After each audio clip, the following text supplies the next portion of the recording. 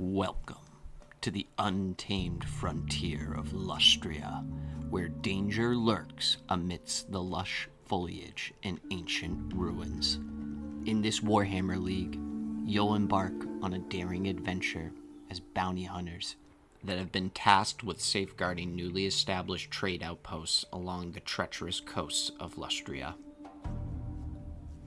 As commanders of small, elite teams, your mission is twofold. Hunt down notorious criminals who seek to disrupt the fragile peace of these burgeoning settlements, and brave the wild beasts that roam the dense jungles, threatening the safety of all who dwell here.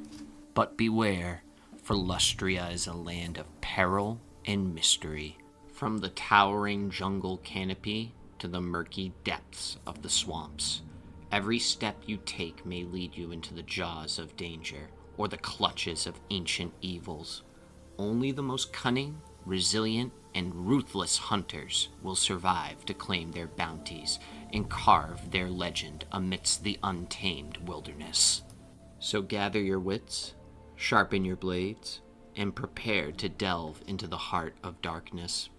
The fate of Lustria's fledgling outposts rests in your hands. Will you rise as champions, or become another forgotten tale lost in the depths of the jungle? The hunt begins now, and the start of the Summer in Lustria. This video is here to explain all of the rules and mechanics for both the audience and players of the Summer in Lustria League. This is going to be running all through the month of July. I'm going to be trying to post as many battle reports and kind of content relating to this as possible towards the YouTube channel, but also going to be running this event with a group of 6 or so players. And with that, we will get to explaining how the league's going to work. Enjoy! To start with, you're going to need to build a 500-point list, and it's going to follow all the standard rules for list construction, such as needing a general. A lot of armies have certain unit types that they need to take 25% of in a list, and you need to have, I believe, 3 units minimum when it comes to designing a Warhammer list. We decided we're going to do all of these even at the 500-point scale. I looked around the Old World community at large, and I actually saw a lot of really charming and fun lists kind of in that 500-point range, and I think we all came up with some pretty cool ones as well. You also need to submit a name for your 500-point army, the general, and bonus points if you name all the units as well. After you've got your army constructed, you're going to submit your list to the league data pool, and you will be all set to begin your first game. We're going to be running a best of 6 format, and you will be getting small incremental upgrades after each game you play. And by small, I mean your points are going to increase by maybe 5 or 10 after each battle you participate in. If you are able to accomplish the bonus objectives that will be present in each of the battles you participate in, you will also receive a small increase in the amount of points that you gain after each battle. There will also be a minor leveling up system as your army gains veterancy throughout the battles they participate in. It's kind of similar to receiving a new skill in Mordheim, if you've ever played that game, when you get a level up in that. It's our first time using the mechanic in the Old World. We used to play with it in, I don't know, the past 4 or 5 league campaign things that we ran in Warhammer 8th edition, and people were kind of excited to get it ported over to the Old World, so here we are trying it out with our Summer in Lustria League. It's been a little simplified for our first game here, especially because the armies are so small.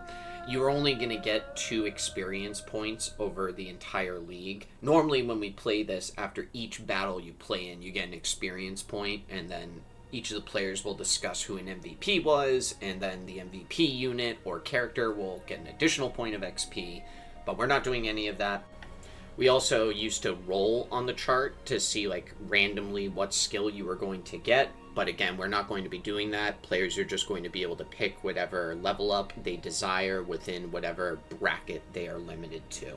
And what I mean by that is when you get your XP during that game, you are limited to level ups of that level. So if you got an XP point during game 2, you can pick any level up you desire for a hero or a unit that is in the level 1 bracket or the level 2 bracket.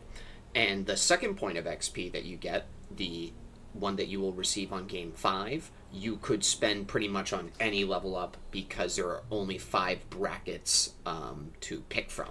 Another time I'll make a little bit more of an in-depth video explaining all of our kind of campaign mechanics. Again, a lot of them I kind of just ported from Mordheim, but we normally have like an income phase, injury phase, and then a level up phase where everyone like gets XP. And then a merchant phase as well, where you can make purchases.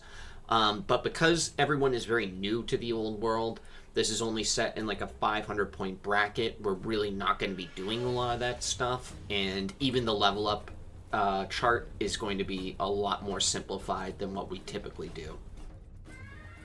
The final addition or change your army will receive over the course of the league is that at some point an old friend or mercenary or perhaps a loyal beast will come and join the army. And these are all the changes that will occur to your force over the 6 standard games in the league that you will be playing in. After everyone's completed their standard battles in the league, we will all be getting together and be participating in a bonus mega battle event at the very end, and you can get some kind of extra points for the league in that. It'll be a team-based game of 3-on-3, possibly 4-on-4, with a pretty elaborate objective at play. Standard battles are going to be played on a minimum table size of 36 by 36, but if you have access to something larger, maybe 48 by 48, that would probably be the ideal. I wouldn't go much bigger than that though, since these are 500-point armies. The final event will be taking place on a full-scale board, planning for a 48 by 72. We'll be using the following chart when it comes to setting up the battlefield, and this is referring to what type of deployment style you're going to be using, not the actual terrain. The actual terrain will be set up beforehand by a neutral party, but the actual board itself will be decided by the 2d6 roll. We have an open battle, mountain pass, or meeting engagement style deployment. If there's an 11 or a 12 rolled on this chart, the player with the lowest league score will pick what type of deployment style they prefer. Each game is supposed to have an objective kind of relating to the overall narrative of the league. And in order to do that, you're going to roll 2d6, kind of like the prior chart, and you're going to consult this one that's going to be on the screen here. Each weekend that we're running the league, I'm going to be releasing new NPC stats to basically service the role of whatever objective you end up rolling in your game. After that, you're all set to actually begin the battle, and once that's concluded, you will submit all the appropriate information to the league data pool, such as who your opponent was, how much income you might have gained, did you accomplish any of the objectives, what purchases did you make, etc. There's also a distinction to be made between the victory points you earn in a battle and the overall victory points you'll receive in the league. The points that you earn in the battle are only for the purposes of calculating win, loss, and draw results. And then afterwards, you will look at the parameters of the league's victory points. And if you met any of those stipulations, you will receive points based on those. I have them all on the screen right now. We are going to keep the changes to the actual gameplay pretty minimal. I've already mentioned a couple of them. I mean, I know we're playing with a level up mechanic, and that old friend special rule is obviously something that is not allowed in a traditional game of Warhammer the Old World. But the only other real significant change that we're going to be making is that these types of battles typically have different game lengths. Some of them have like random game length, some of them end on turn 6, and we're going to just kind of simplify that to a hard rule for any type of battle that you're going to be playing in. You will just be using the rule described on the screen here. We are also changing for any of the armies that have a per 1,000 point rule for a unit description to 1 per 500 point rule. Meaning that if you had a unit that you could only take in a 1,000 point or greater list, you are now allowed to take it as long as it fits into the percentages and everything for your list. You can just only take one of them. We did this because there are a lot of cool units in the game that you just would have zero chance of taking in a 500 point list, and there are already enough units that kind of fall under that category, so I figured this would kind of counteract that and allow people to take some cool stuff still in their list. The final one is kind of just a general safety net in case anyone in the league has a really cool idea, or maybe one of you guys on YouTube have a great suggestion for us. I can't promise every idea is going to get incorporated in, but you never know.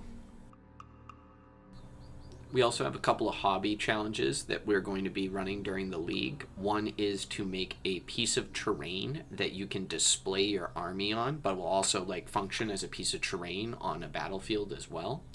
And the other one is to completely paint or build, paint, base, everything, a new unit or character that you're going to be running in your army for the league. You have to submit before and after photos if you want to attempt any of the challenges, and I'm hoping to post all of those in the final results in whatever the conclusion video is going to be for the league. And if I can, I would like to get a vote running on the YouTube channel so you guys can all contribute to the final rulings on some of these hobby challenges. And that's going to conclude everything for our Summer in Lustria League.